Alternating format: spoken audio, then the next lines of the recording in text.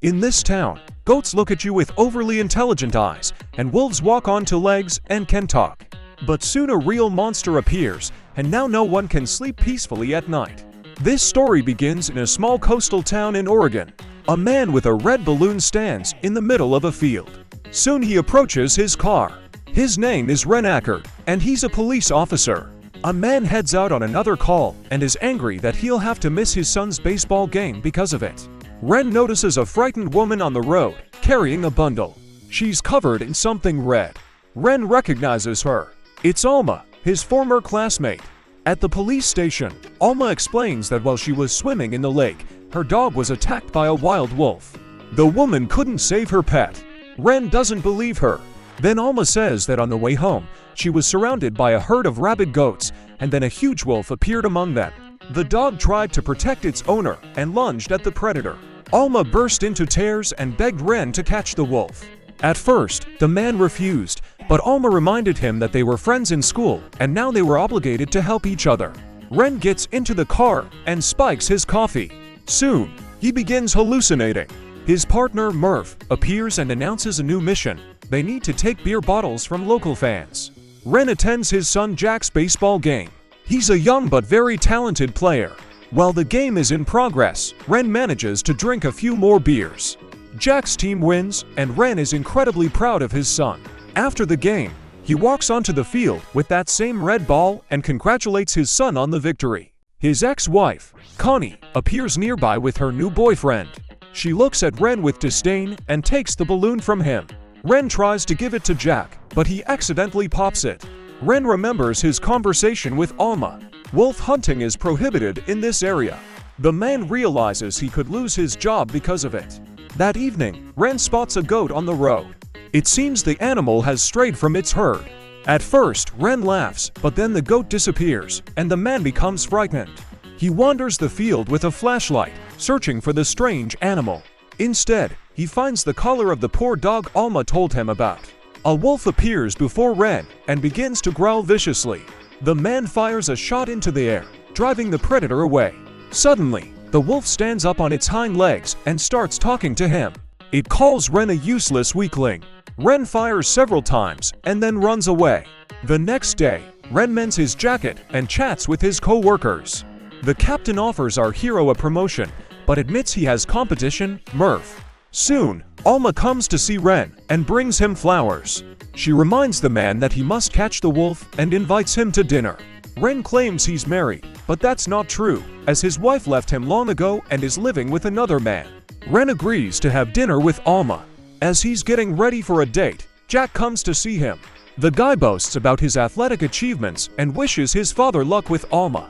Ren is very nervous. He arrives at Alma's door with a gift and knocks on her door. She invites Ren to dinner.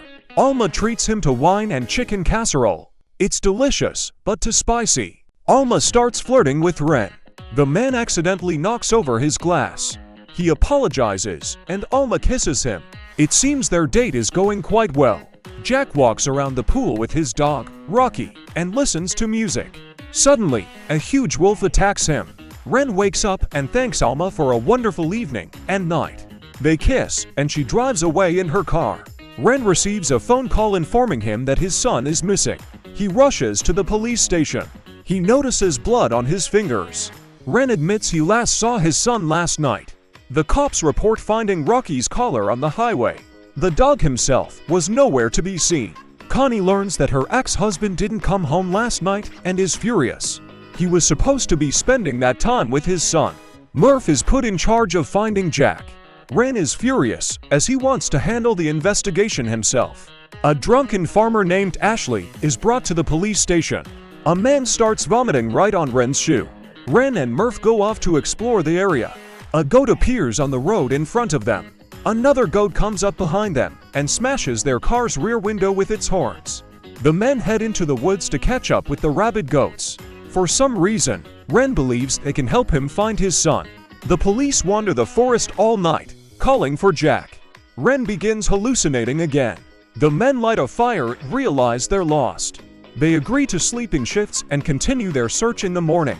Suddenly, Farmer Ashley appears before Ren. He sobs and begs for forgiveness for something, and then attacks our hero. A man comes to in a boat.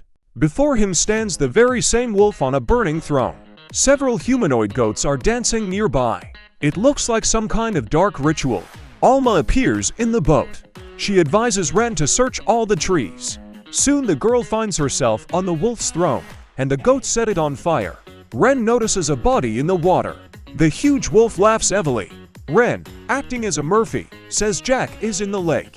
Divers check the bottom but find nothing. Ren explains to the captain that he saw Jack's jacket in the lake. He also talks about his encounter with Ashley. The other officers don't believe him and suggest the man get some rest. Ren returns home. He thinks someone's there. He peers into the oven. It turns out Alma wanted to surprise Ren and made him some meatloaf. Ren tells Alma that his son was kidnapped by a wolf. She believes him and kisses him again. Ren admits that he dreamed of being a baseball player since childhood, but he failed to achieve success, so he forced Jack to take up baseball. Now the man regrets using his son to fulfill his childhood dreams. Soon, Ren begins hallucinating again. He imagines Alma, her head on fire, chasing him. The man fights her off with a vase of flowers. The monster with Alma's body tells him that Ren can't save anyone. The man panics and runs to Alma's house. Betty, his mean neighbor, appears behind him. She says a bunch of nasty things to him, then starts vomiting. She lunges at Ren, forcing him to use his weapon. Our hero runs to the police station and calls his colleagues. However, no one is there. Ren hears strange voices and then finally spots his captain. The man reports that everyone in town has fallen ill. Murph soon appears and asks Ren to hide his gun. He reports that they found Farmer Ashley, unresponsive, in the woods. There were 2 blood samples on it. One of them belonged to Jack. The captain's daughter, Dami, came to the police station. She, too, begins to feel nauseous. She complains of being very hot, then looks at Ren with a mischievous smile. Suddenly, the power goes out in the building. Ren is surrounded by other police officers. They want to arrest our hero. He is accused of assaulting Farmer Ashley and his own son, Jack. Ren's fingerprints were found at the crime scene. Soon, some of the police officers also begin to feel nauseous. Demi appears. She looks even more insane.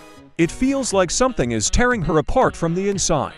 Demi is turning into a goat-like demon. Ren and the police captain barricade themselves against the demon in one of the rooms. The captain also begins to feel nauseous. The man says they need to find the wolf and save everyone in the city. Ren escapes the police station through a ventilation shaft and, of course, encounters the same wolf again. The demon stands on 2 legs, flanked by 2 goats, commanding them to attack Ren. We see Jack again, walking with his dog, Rocky. Ren catches up with him.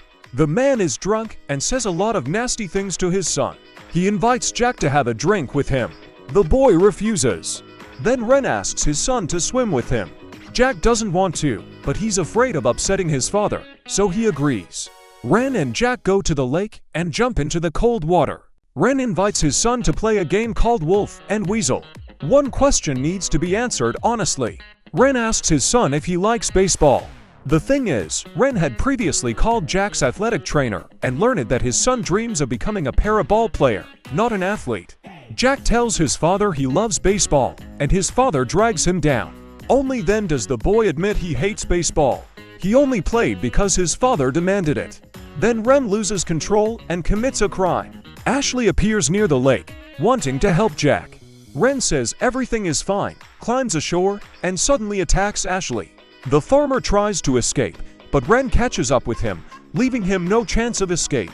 And now we learn the terrible truth. The monster Ren was searching for is himself. Ren wakes up in his house. There are several scratches on his neck. Ren notices a red balloon, and behind it, Jack. Or rather, his body. Ren hears someone calling him.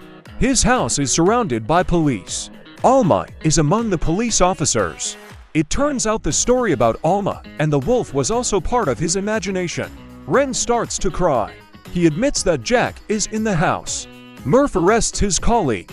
Ren sees Wolf again and snatches the gun from Murph. He gets rid of the monster, that is, of himself.